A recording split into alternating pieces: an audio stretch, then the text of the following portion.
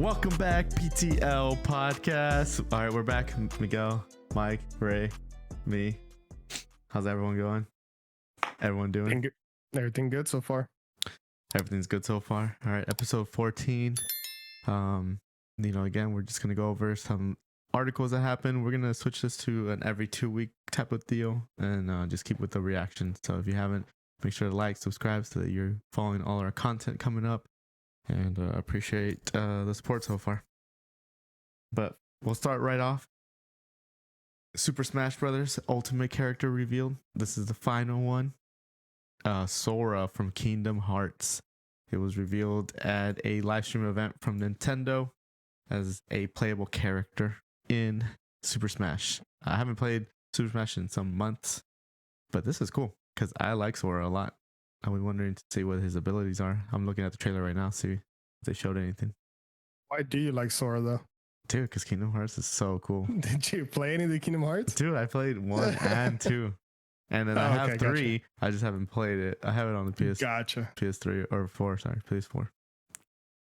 I started playing it, but I haven't finished it. But I don't know, dude. Just something about Kingdom Hearts is always, always love playing it. I think this character had mixed reviews when it came out, and I've heard most positive reviews because everyone likes Kingdom Hearts as far as Japan and US voting goes, because whenever they reveal a new character, it's either Japan favorite or US favorite, and this kind of hits both of the countries. So it's cool. I like Sora, and I enjoyed the Kingdom Hearts game. So even though I don't play Super Smash Brothers, but this is cool for me to see as its final character.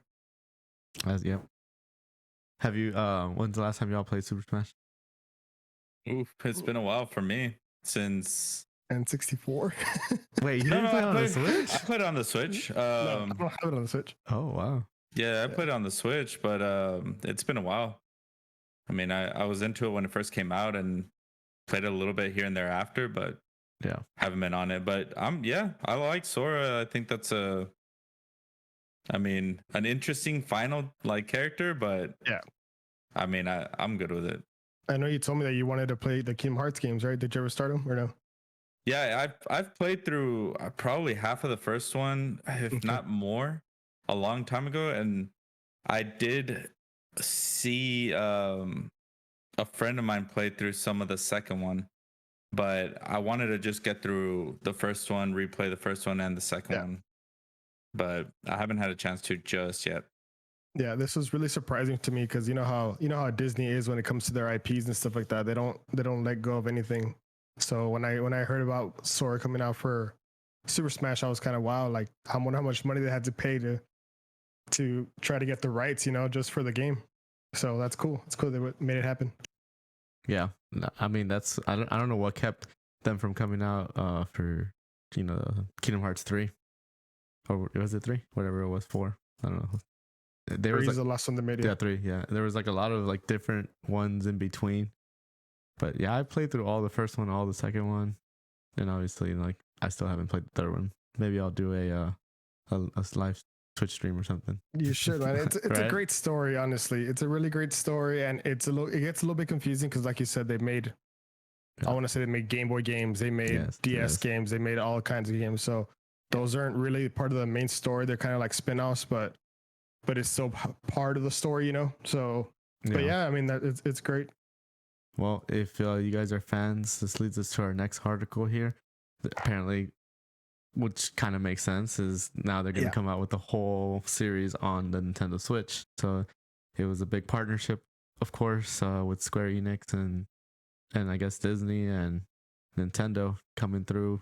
And it's going to have all those ones that you were talking about, the HD 1.5, 2.5. I never played any of those. But yeah, if you want them, they're all going to be... Now, I didn't read. Is it going to be on that online stuff, or is it going to be separately? This is all separate games. Well, 1.5 and 2.5 remakes are one, and then the 2.8 HD is another one, and then part 3, I believe. The only thing I don't like about this, and I don't know if it says in this article, but it's all cloud versions of this game. So if you're playing on portable, you're going to end up having a little latency between A, whenever you click A to jump, it's gonna be half a second. Wait, so you can't even download it. You have to. Okay, Oh, No, it's just interesting. cloud versions of the game.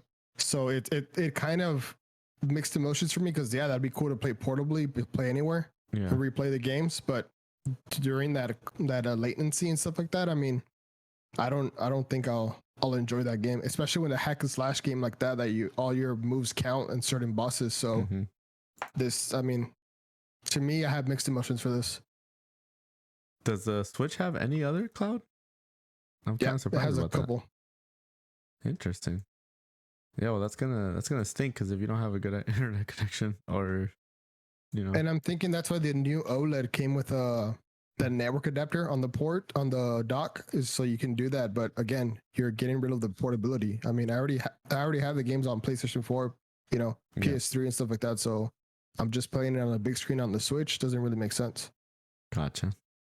But yeah, I mean that's cool. I mean for people, it just opens it up to other people. But I don't know about that cloud thing. I think that might be a bust, especially if they have to pay for that. Like you don't even own the game. So I wonder. Well, I think you do own the game. It's just play it locally. So To me, that's not owning the game. yeah, I guess. Can't But I mean, maybe the download Switch can't run it. That's Yeah, probably why it's cloud based. gotcha. But yeah, I didn't know that. I honestly didn't know that. Mm-hmm. Moving on here to the next article we have. So this was actually kind of surprising. The Ghost Recon coming out with a BR Tom Clancy. The first person is going to be a free to play, obviously first person shooter battle royale. It'll be 102 players in one location, and it'll be just like any other battle royale, last one standing. And according to Ubisoft, it'll have an advanced class system and large set of tactical support tools, allowing for complete freedom in strategic gameplay. I mean, I kind of always like Tom Clancy and the way they, they're strategic with their stuff in terms of gameplay. So, I mean, the article says here that everyone's trashing them, but I don't know. This is something new. How you guys would you guys like it? Because you guys play Tom Clancy a lot, right? Like in general. Yeah. I mean, Go I ahead. think it's interesting that they're doing a battle royale. Mm. I'm not opposed to it. I think the biggest thing, and this has gone through like, this is a huge thing for Warzone, is just make it with a good anti-cheat. I mean, yeah. I want to play the game free of cheaters. If you give me a decent shooter, with because I like BRs. I mean, I had fun when Warzone, before like hackers took over the game completely. So, I mean, Tom Clancy, and I've liked a lot of their titles. Miguel and I've played a lot of them. Division, we've played that one a lot, It was and fun. I like the gunplay on it. So, I mean, I think it's got potential if they bring in the good gunplay, and I mean, I have no issues with it. Just make a good anti-cheat. That's all I'm asking. Yeah, it really feels to me. It really feels like Ubisoft is trying to just get into that BR game because everyone's doing a BR nowadays, and well, not everyone, I guess. Halo and them are not doing one, but And Battlefield. yeah, and Battlefield. But yeah, I don't know. I mean, I hope they do really do a good job. They learn from Warzone, they learn from Fortnite, and just make a good game. It's right now we're at a lull, I guess, for battle royales because, like you said, Warzone it's not there. Every other week they patch something and then something else comes out, and they patch something else again, and another 2 cheats come out. So I mean, they just hopefully they do it right, and this game will sell itself. Yeah. And then, speaking of Battlefield, I mean, we're recording on the 6th, and some of the streamers got access to it and open, or not just streamers, but, Xbox Game Pass. I mean, to me, it didn't look that good. I mean, it wasn't a BR, but, I don't know.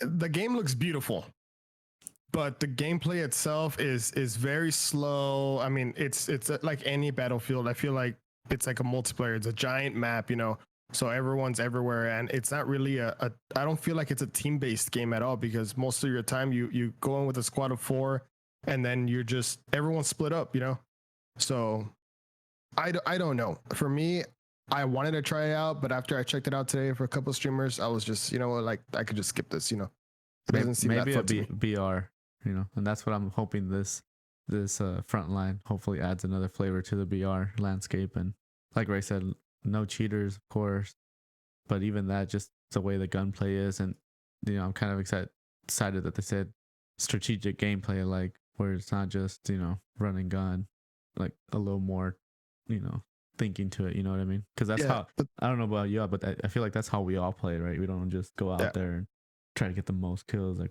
we're pretty strategic about the way we play. Yeah, but that's the thing. I mean, how many other BRs are there besides Warzone and Fortnite? Yeah, nothing. Okay, so then what makes you think that Warzone wants to change anything about the way they do stuff when no one's competing against them? Yeah, I mean, they don't.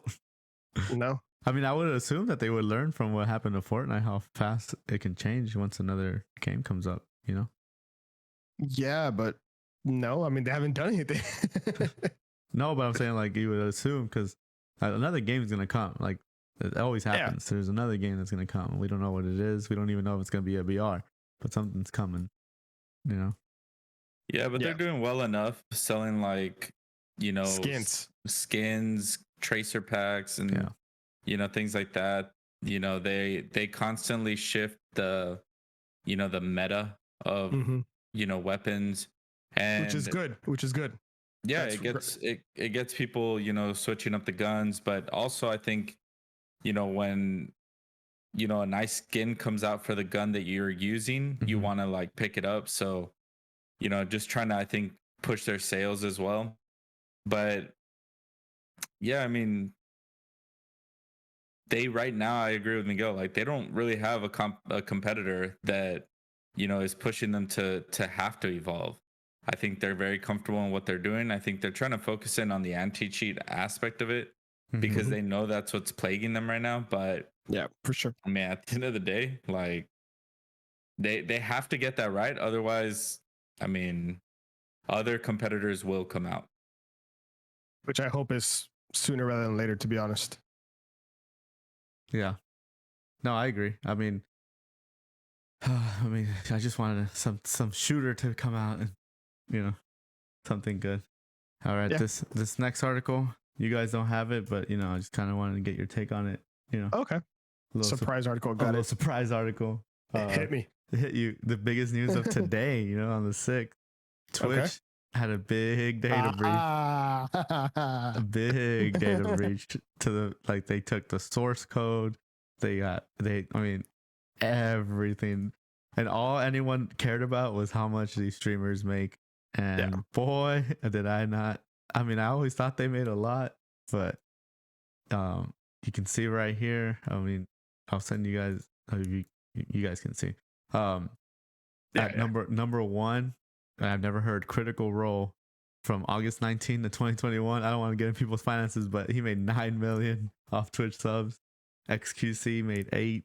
Which we don't know exactly what this you know, entitles. They could just be Twitch subs. You know, they still make a lot more money from donations, sponsorships. Yeah, no, this is all just Twitch subs. The Amazon Prime subs and all that stuff. But you know, top 10 is just crazy. And like 8 million, 5, 10 the Tapman 3 million. And yeah, like Mike just said, like, yeah, this doesn't include donos, it doesn't include the private donations, and holy cow. But it's just like so many of them, you know. What's the very last one? Well, this is Shroud's 25th at 2 million. Oh, okay, just 2 million. Yeah, but even if you go like top 100, you know, at the bottom of 100 is almost $1 million, like 886. You know, Nick 830 at $1 million. Like, this is like, geez. I guess I mean, you're missing the biggest point, that Twitch got hacked, you know. Yeah, well, I mean, that's crazy. Change your password, two-factor. Change your password if anybody's looking. Yeah. But I mean, obviously, like, I don't know if this is, so the one thing we don't know if this is like the gross pay or the net pay, because you know, Twitch does take, I think for partners they take less, but for affiliates I know it's 50% of the sub. So, but I think for partners, I think it's less. I think they take 20% or something like that. So, I mean, you take away that and then you take away taxes, obviously. But, I mean, still a lot. I mean, and what's crazy is, like, a lot of this also is Amazon Prime, right? If you have Amazon Prime, you have free sub. Like how much Amazon's paying these people? Because I mean, that's really where the money's coming from. And you really think about it. Like, I know as a kid, my parents used to get mad at me all the time for like playing video games and stuff. Yeah. Could you imagine like we just stuck through it? What would have happened? In the early days of Justin TV and stuff. Yeah, exactly. I didn't even know it was a thing.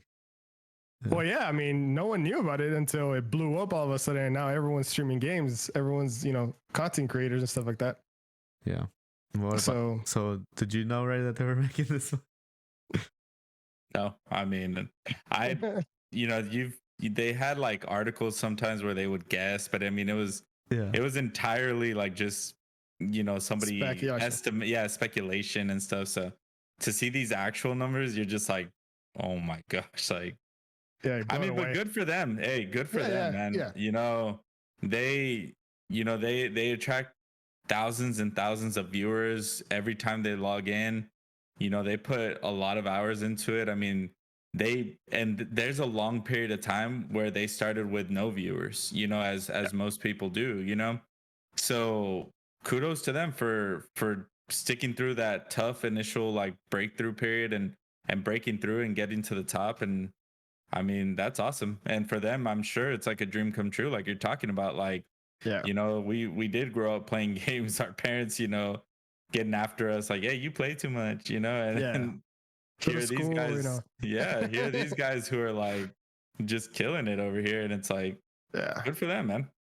Yeah. It's awesome. Yeah, I just kind of wanted to get y'all's take on it because it's crazy. And I feel like we're still like in the early stages as much as. Yeah, that's what's crazy about it. It's only going to get bigger. It's only going to blow up even more. Because like I felt, so back when the iPhone 4 came out, what year was that? Like 2011 or something like that? Oh, wow. Showing our age here, 8, Jesse. 9, 10, 11. No, I don't even think you guys know this. Like, okay, back when the iPhone 4 came out, this is how long I've been wanting to make a YouTube channel. I did an unboxing video of it. 2010. Oh, you did? Yeah.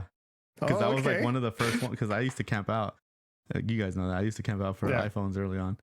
And I was like one of the first ones in line. I got home. I did a unboxing video because I was into that even back then, unboxing videos and tech videos, and I was like, man, it's too late to start a YouTube channel. No way am I gonna. If I were to start it then, like that was like perfect timing. Like I didn't like I was thinking I was too late, but it was not. It was like literally perfect. So I kind of feel did you upload it at all? No, dude, it was trash. Oh, come on. It was with an iPhone 3 or something because I couldn't record the iPhone 4. I was going to say, post the link under the description so you can all check it out. Yeah, I wish I still had the video. Nah, but it was just kind of thinking of like, I thought I was already too late back then, but back then was early, because you had a lot of creators, I mean, the old school people know, like, you had, what was it, that one guy that would make all the food. Get what it was called. I mean, I guess it's never too late to start making content if you really think about it. No, I know you're trying to ride the wave. I know what you're trying to say, but why stop you now? No, and that's the thing. It's like, I think everybody feels that to a degree with that. It's too late for me to start, doing X, or I'm too old to start learning this, and the reality is the best day to start was maybe 10 years ago. You're right. But the next best day is, today, if you haven't yet. So, I mean, you can't be overwhelmed by the fact that, well, it's been around for so long, because, it's still in the first, 11, well, I mean, it's still within the first 15 years. Right. So, I mean, it's going to be around, it's going to continue to be here. It's not going anywhere. So, I mean, just enjoy the fact that like we are making content right now. That's why we're making it, guys. Yeah. It's a slow grind, slow growth. Yeah, but I mean, that's how I feel. Yeah. So that was a good little article. But moving on to something, always Sony making things hard on everyone.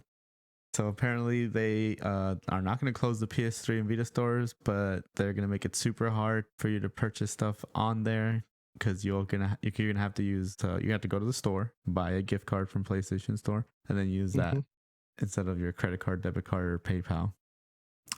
Yeah.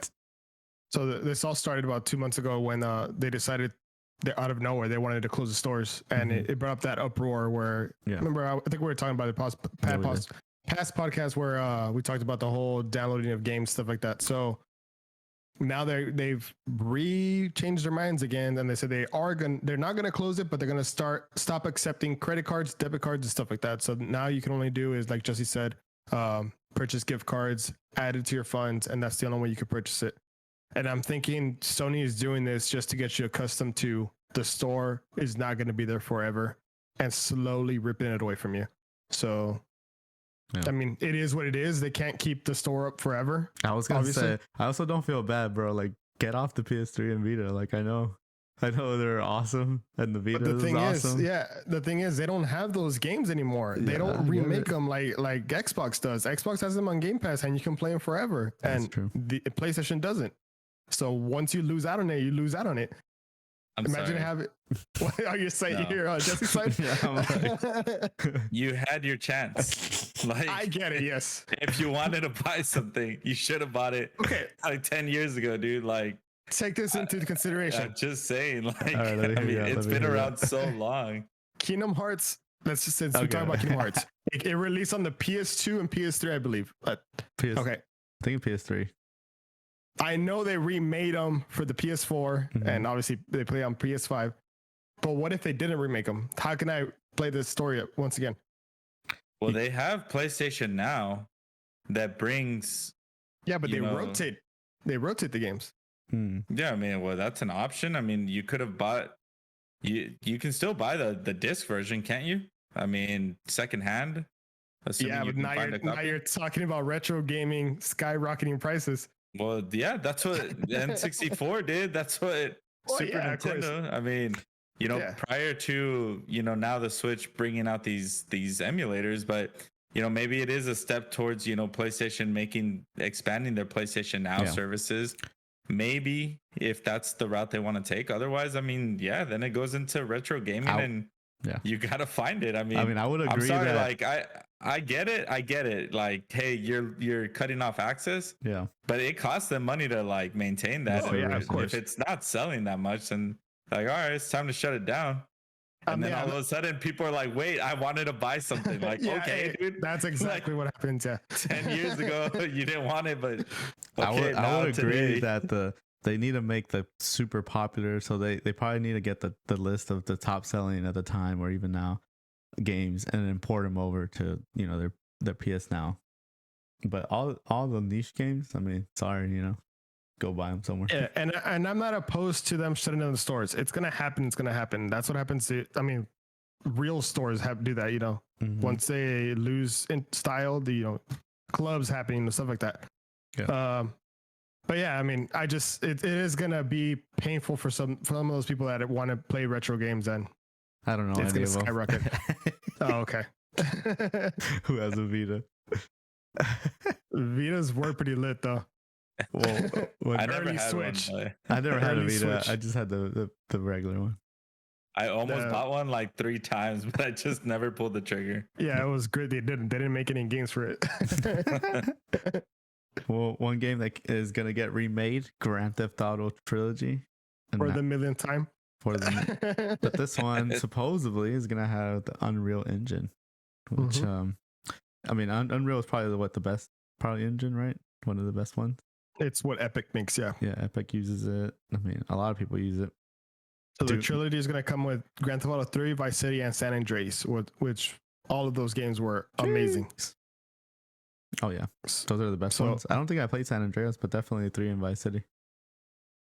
So they're going to... I think they were just trying to kill time for them to make Grand Theft Auto 6. So if they even bother making it at this point. Dude, it's gonna keep expanding 5 dude, forever. So crazy, dude. Like, I mean, why not? Why don't people talk about this? Grand Theft Auto 3 was like kind of revolutionary, right? Yeah. Yes, the PS2 came out. This game, GTA 3 came out. I think at launch or right near launch. And I mean, It blew it talk up. about, yeah. I mean, and I played GTA 1 and 2 where it was like bird's eye view where Yeah. you're Yeah, like top down. you're top down.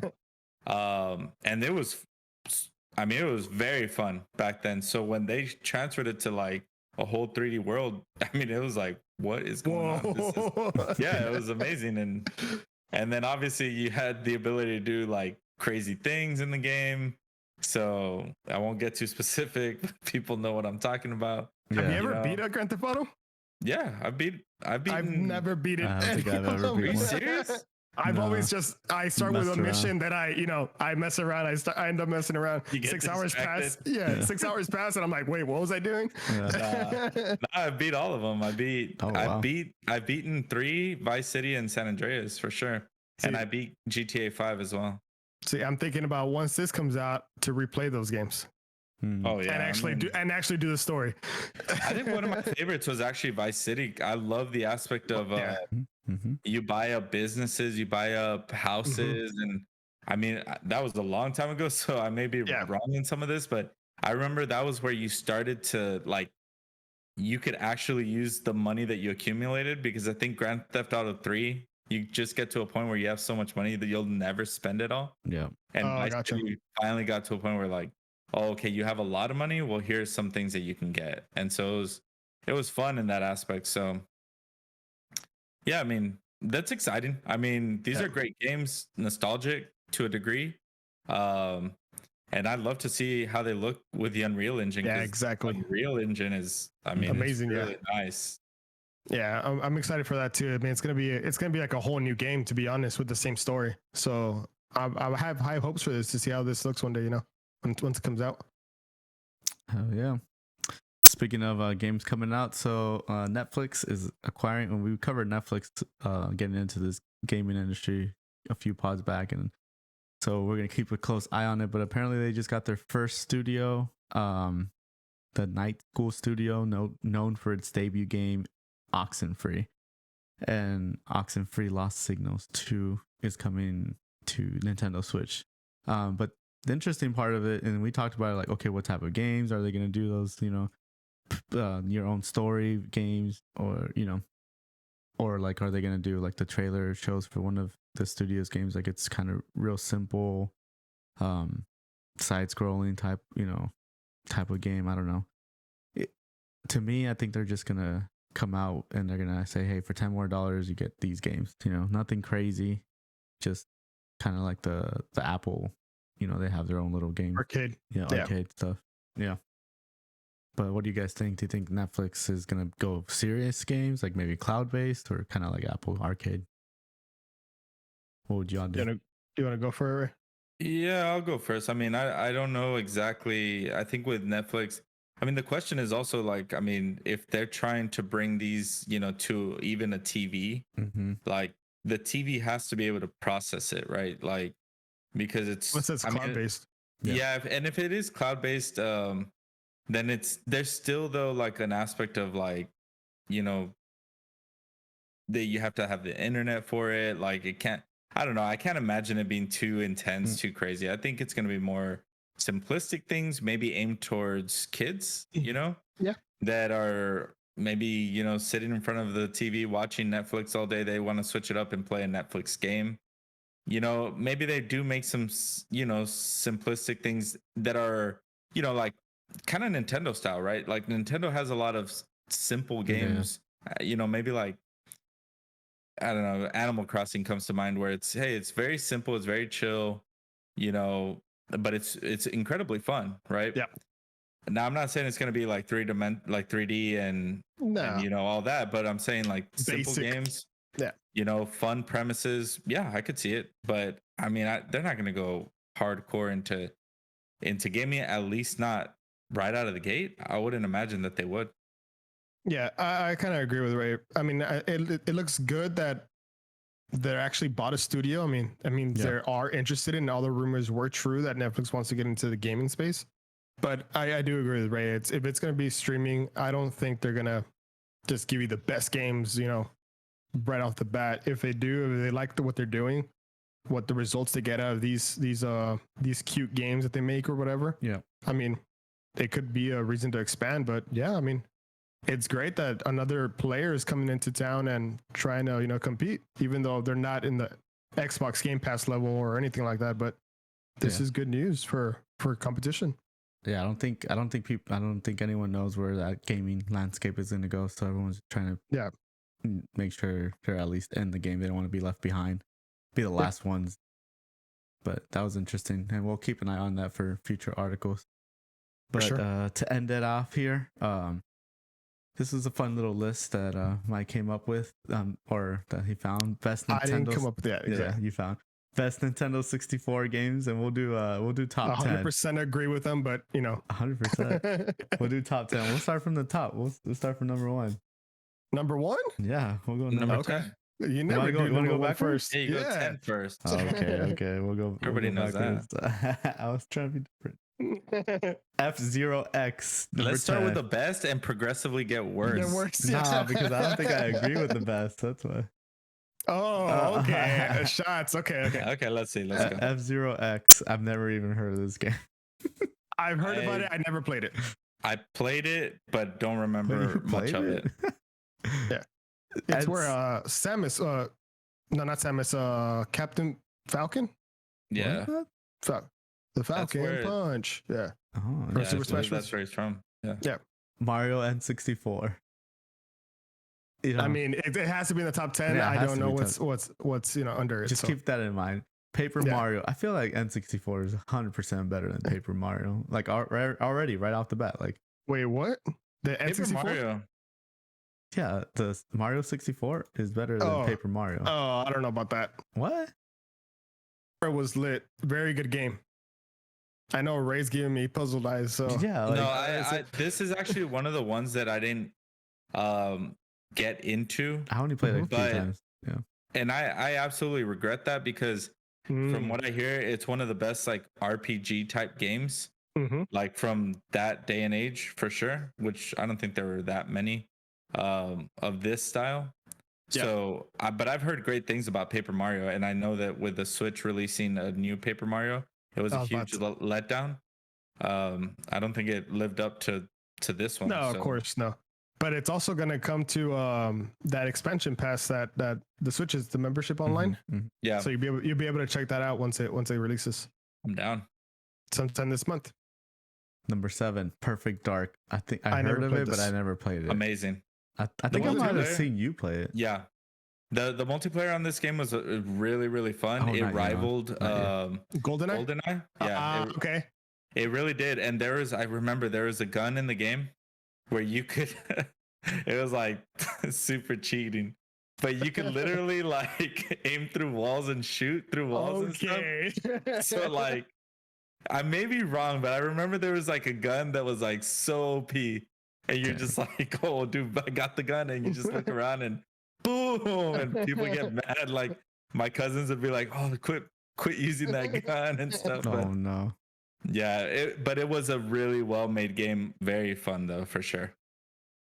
Number 6, Star 64. Star Fox 64, yes. Yeah, Star Fox 64. Very good game. I don't think I ever beat it, to be honest. I played it a lot, but I don't know if I beat it. I beat this game a million times. So you just like go through the little map thing, right? Like, I might have beat it. I don't know. Which was really weird to me because some of this, like at a specific stage, you had to do a specific thing to go left or right or middle because there was 3 ways to beat the game. So it's a good game for me.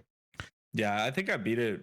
Also, I want to say probably multiple times. I remember playing it a lot. I didn't read this full list, but I feel like that has to be top 5. But we'll see. Mario 64, obviously. Of course. Yeah, top 5 easy. Top 5 easy. Banjo-Kazooie, 100%. Of course. Yeah, love top 5 easy. GoldenEye, yep. 100%. Top 5 easy. Okay, yeah, I agree with the top 5. Yeah, Majora's Mask, yeah, top 5 easy. Too, and then number 1, Ocarina of Time. Yeah, that's great. Ocarina of Time is the number 1 best game ever. Yeah, I won't argue that. Yeah, thank you. I don't know. I'll have to think ever, but for sure, number 1, 64.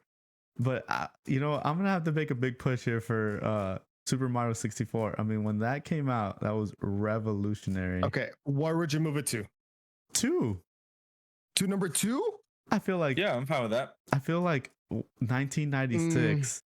This is the first game on 64. Like blown Yeah. away. Such a great game too. Like even the game I mean, itself. that's why I gave you top 5, but I wouldn't put it in number 2. Maybe like number 5 Like- behind Banjo-Kazooie. I can honestly, GoldenEye was really good to me, but I could honestly take GoldenEye out of the top 5, put it at number 6, and just move everything up.